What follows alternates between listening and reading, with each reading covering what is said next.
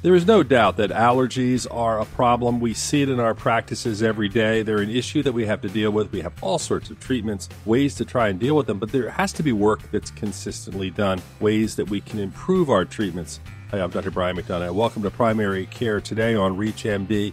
Today we have a very special program. We're going to be talking about immune cells and how they may be the key to better allergy and infection therapies. And we have a special guest with us. It's Avery August, Professor of Microbiology and Immunology in Cornell's College of Veterinary Medicine and the senior author of a paper which really looked at this issue. It was a study with mice and humans. It was published in the journal Nature Communications, and it talked about how a specific enzyme can play a crucial role in the development of cells during an immune response. So what I want to start out, first of all, is welcome you to the program. Dr. August, thanks for taking the time to join us. Thanks, Brian. Thanks for having me on your program. Tell me a little bit about your interest in this research and also its tie-in to allergies and dealing with allergies. So we've been interested in trying to understand both the molecular and fundamental mechanisms of how allergies develop. We still don't really have a good understanding of that. And of course, once we understand that, then that would provide us with opportunities to be able to suggest or develop therapies that could alleviate those allergies. So when you say we don't understand, what would you say? I mean, your research obviously looking at it, but right now, what is our level of understanding about why these things occur, why we have these reactions?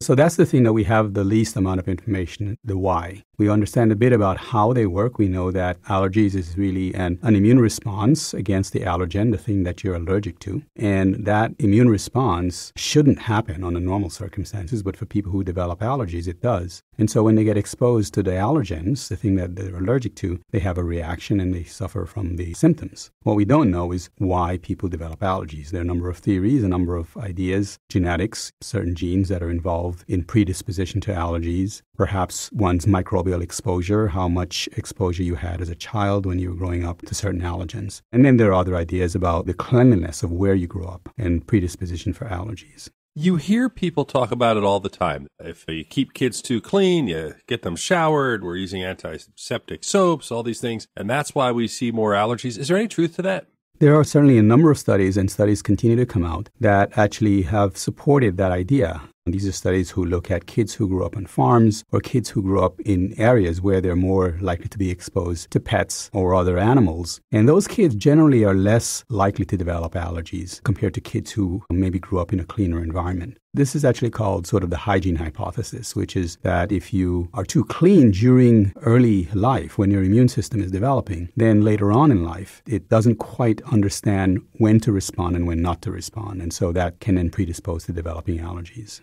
Is it a theory that's taken seriously? Is it a theory that it's popular because it just seems kind of interesting? What's your view on that?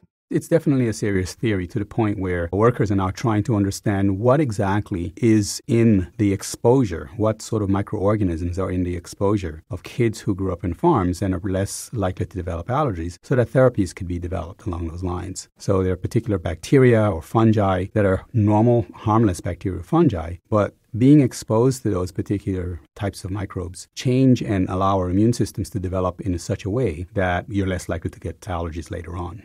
One more general question before we focus a little bit more into your work, Dr. August, and that would be the idea of peanut allergies and why we see nut allergies as more common, or at least it seems more common in the past. What about theories related to that? So there are a number of ideas around those. The first one is, better diagnoses, where it's likely that kids had peanut allergies, but it wasn't recognized. But there's also a genuine increase in the number and percentage of kids who have developed peanut allergies. And it's related to what we were just talking about, which is a large increase in the percentage of people who have allergies over the last 20 or 30 years, tied to changes in perhaps environment, as well as some of the things that we've been talking about. And actually, if you look in countries that are starting to develop industrially, becoming more like the U.S., you start to see increased prevalence of some of these allergies as well.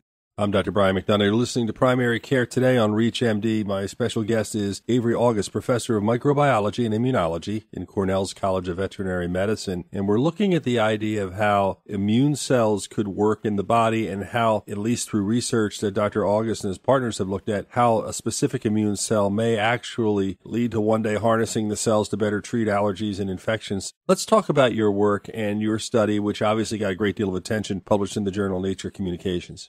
Sure. So what we were doing is we were trying to understand, given our interest in how allergies develop, what are the cells within the immune system that control that process? And so one of the cells that we started working on was a cell called a type 1 regulatory cell. It's a cell that normally exists in the body, and its role, its function, is really to suppress the immune system. That would seem counterintuitive, but if you think about it, when you have an immune response, your immune system is turned on, and you need to then turn it off. And these cells are some of the cells that turn it off. And so understanding how these cells actually work would allow us to be able to manipulate them. So if we want to turn off the immune response, such as allergic conditions, then it would allow us to be able to do that. So you start with that theory. Where did you take it, and how did you proceed with the research to find what you found? So we looked at those cells, and what we did is we started to study an enzyme. This enzyme is called ITK. And this enzyme is really important for turning on the function of these cells. So it turns out that these cells have to be what's called activated, they have to be turned on. And when they're turned on, then they can carry out their function, which is to suppress the immune system. And so what we had discovered, and we reported in that paper in Nature Communications, is that this enzyme is really important for allowing these cells to be able to develop. So if these cells aren't able to develop, then one can get inflammatory conditions. Or if you have too many of these cells, then you can suppress the immune system. So understanding and identifying this critical role for this enzyme in the development of these cells provides us with an interesting opportunity to say, well, what would happen if we can manipulate that enzyme so that we can then control the function of these cells? So that's the first part of the study. And the second part of the study is we then described in more molecular and mechanistic detail how this process actually works. And it turns out that this enzyme that we discovered plays a role in these cells, is able to turn on a relay system. So you can think about the way this works as someone running a relay race where the first person passes the baton to the second person and that person passes the baton to the third person. So it carries out this pathway, eventually allowing these cells to develop and turn on the right processes so that the cells can develop and function. You make it sound so simple, and yet I'm sure it's so much more complicated what you're trying to do. When you do the testing, and you're testing animals and people, what are the ways you do this?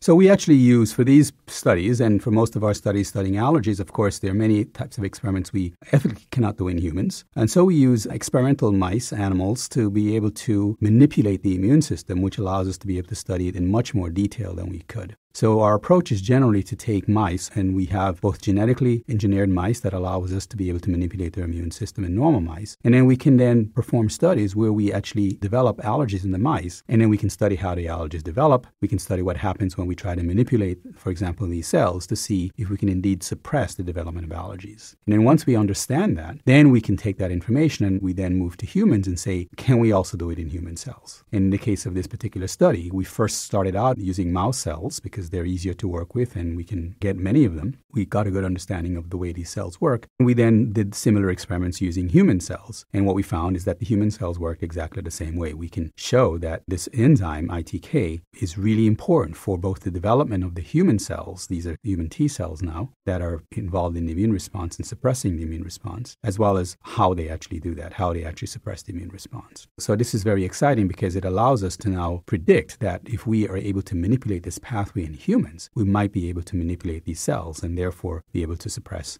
the allergic response. And one of the neat things about your research, actually, in reading about it, you essentially altered the mice so they carried a gene that makes the TR1 cells actually glow green when they develop. That allowed you to track things easier as well.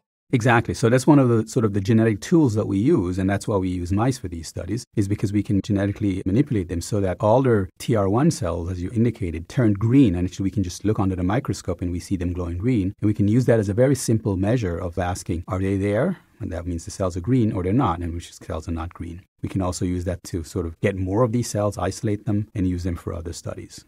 You're listening to Primary Care today on ReachMD. I'm Dr. Brian McDonough, your host, and I'm talking with Avery August. We're talking about his research at this particular point. By the way, the study was funded by the NIH, the American Association of Immunologists, and also the talent program of the Third Affiliation Hospital of the Sun Yat-sen University in China. So obviously there were a lot of people, a lot of organizations supporting this and looking at this important work. We have funding for this work through the National Institutes of Health, one of the major sources of funding for this type of research in the U.S., but also the organization, American Association of Immunologists. And then we had a collaborator who actually works in China, and so his involvement was supported by that talent program. When we talk about the research, you also cross over and say this may also be able to work with different types of infection and infectious process as well, right?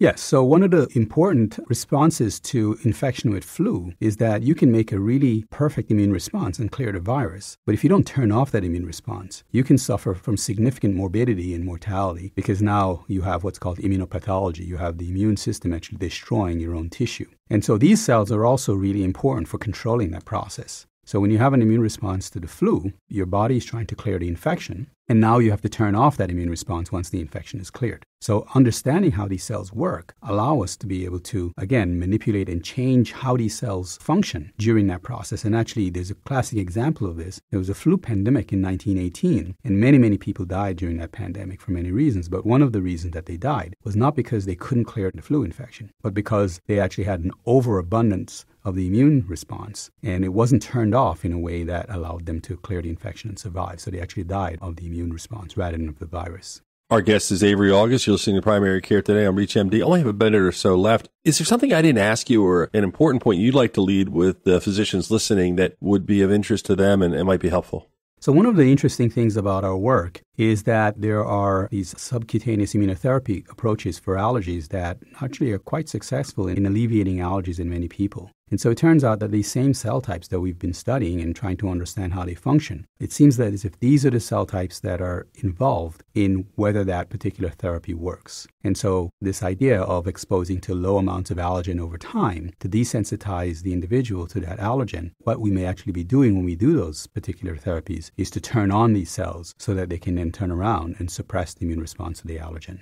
Well, Doctor, I want to thank you for joining us. You've been listening to Dr. Avery August, Professor of Microbiology and Immunology at Cornell's College of Veterinary Medicine. He's the senior paper author, and he also obviously has communicated this quite well. Again, this is very complicated information that I think he explained very well, and I appreciate your taking the time to join us. Brian, my pleasure. Thanks for having me on your program. This is Dr. Brian McDonough. If you missed any or part of this discussion, you can visit reachmd.com/primary care today. You can download the podcast. You can learn more on the series. Thank you so much for listening.